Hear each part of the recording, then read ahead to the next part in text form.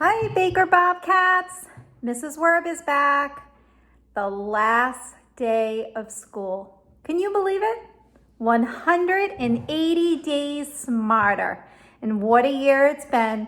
This certainly will be a year that everybody will remember for a long, long time.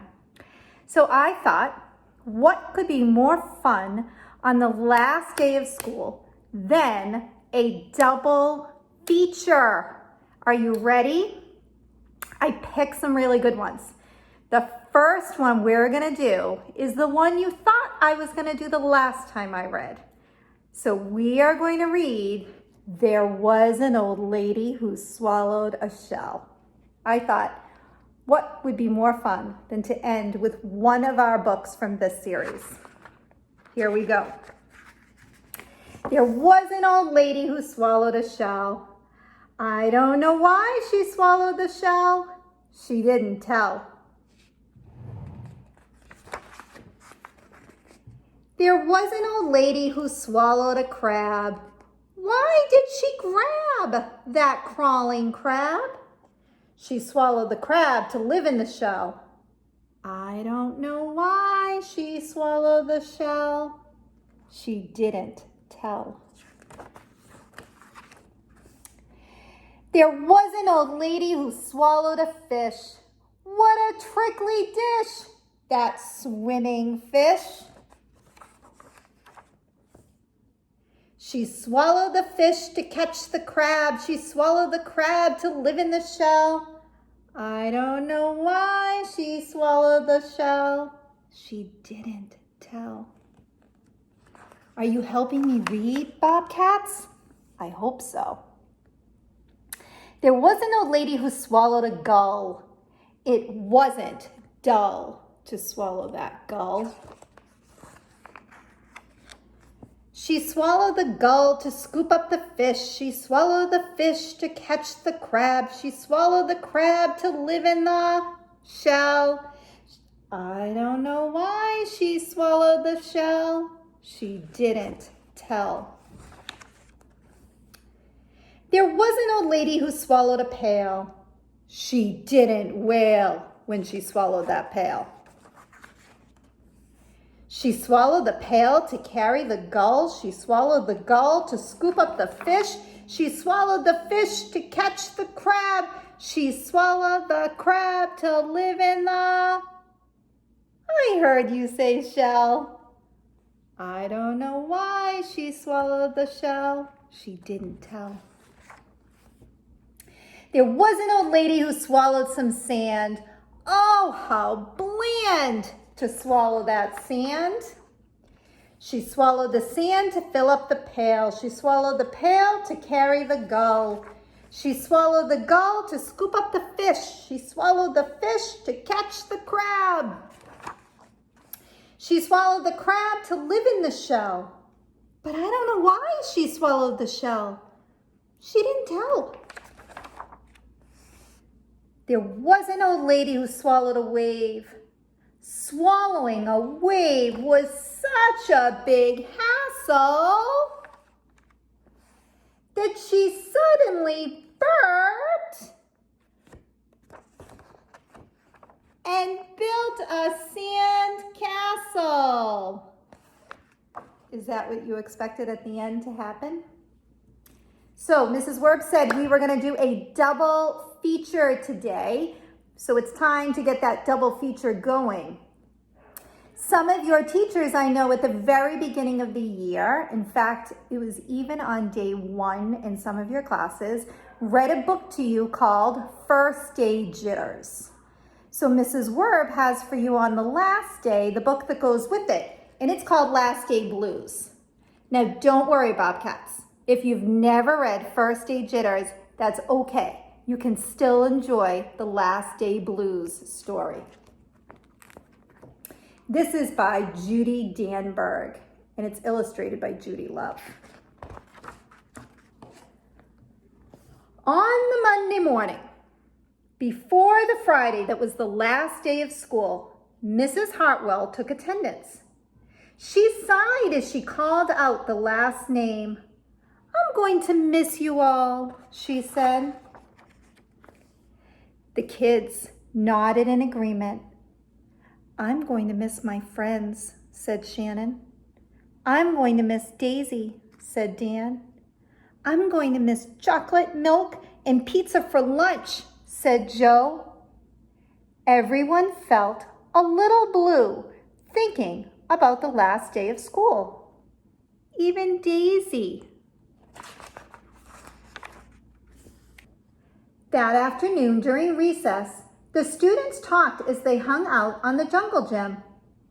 "Mrs. Hartwell said she's going to miss us," said Alexandra, swinging from a bar. "We should get a present to cheer her up," said Eddie, hanging upside down by his knees.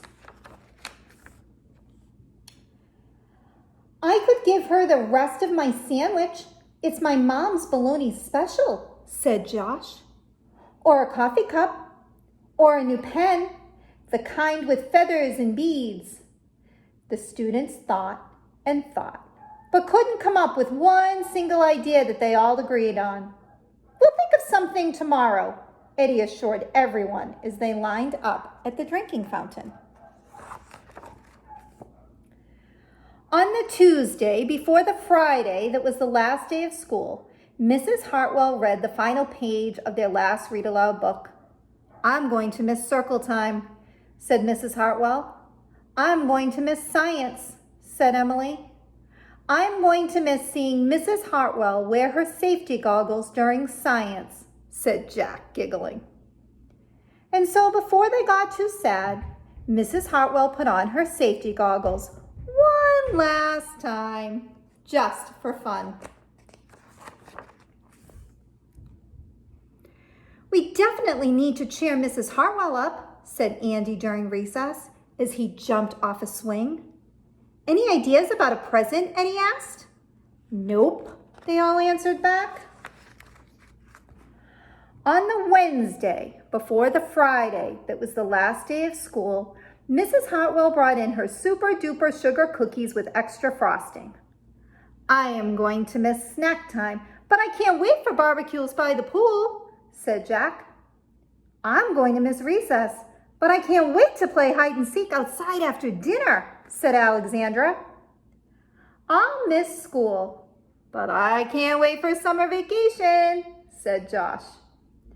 The class discovered their summer plans and drowned their last day blues with another round of milk and sugar cookies.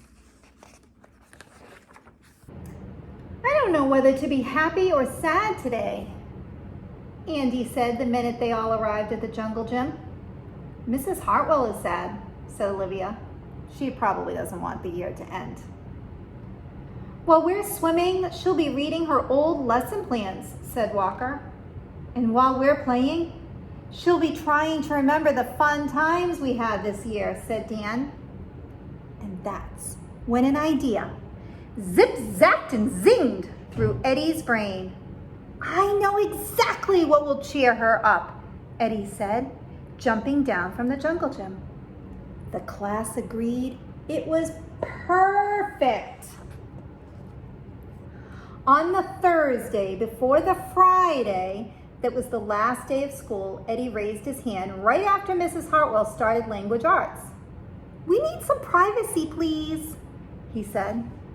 So Mrs. Hartwell took down the bulletin boards with her back to the class. She never even peeked. Well, only once. On the morning of the Friday that was the last day of school, the students dashed into their classroom. They snapped open the shades for the very last time. They did their chores for the very last time. They fed Daisy for the very last time.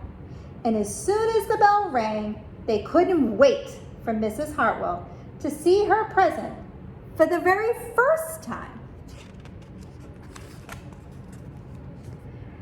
The last day of school makes us so blue. We'll miss recess and pizza and reading too. We'll miss Daisy and cookies and friendship true. Snack time and science and learning new. We'll miss spelling bees for our test review and groundhogs that play peekaboo. The year's been great, a big wahoo! There are many things to miss, it's true, but mostly what we'll miss is you. And all the children in the class signed it and drew a little picture around the letter to Mrs. Hartwell.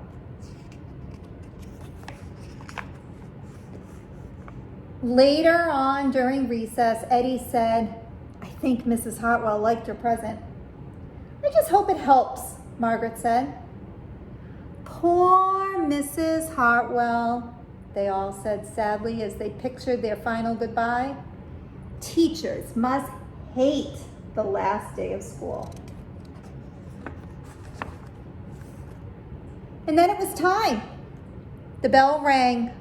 "Goodbye," the students called as they rushed out the door. "Goodbye," Mrs. Hartwell called after them. And then she returned to her empty classroom. "It's just you and me, Daisy," she said. "I'm sure going to miss them this summer. But I can't wait for vacation." And look at Mrs. Hartwell taking a snooze at the bottom there. Well, boys and girls, this wasn't the last day of school we were all expecting. And we're all so excited to see you in the next school year. Mrs. Brower, Mr. Donovan, Mrs. Morrissey, and I have been so proud, along with your teachers, at all the hard work you've done throughout this whole year, and especially the last few months. So we wish you all a wonderful, wonderful summer. We hope that you spend time relaxing, maybe practicing some with your Lexia and ST Math too, but mainly getting some much deserved rest and some fun in the sun. And we will see you in a few short months. Stay well, Bobcats. We miss you all. Bye-bye.